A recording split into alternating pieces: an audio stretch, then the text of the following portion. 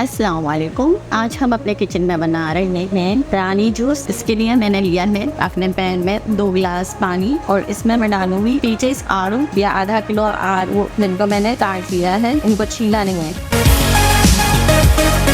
और इसमें मैं डालूंगी 1 कप चीनी और इसको पकाएंगे और हो जाए इतना हमें पकाना है। कोई गलवान है। अब हम इसका चूल्हा बंद कर देते हैं और फिर इसको पीसेंगे ठंडा होने के बाद। ठीक है, इसको पहले ठंडा करेंगे फिर इसको ब्लेंड कर लेंगे।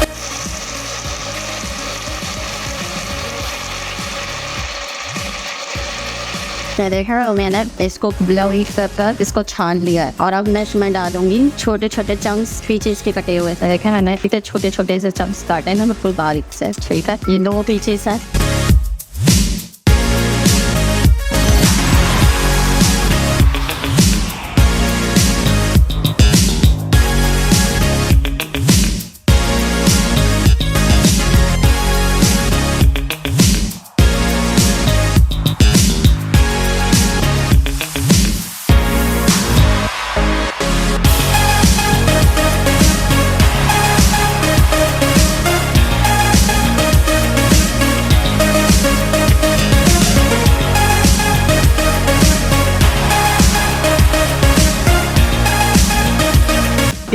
ये हमारा रानी जूस तैयार है।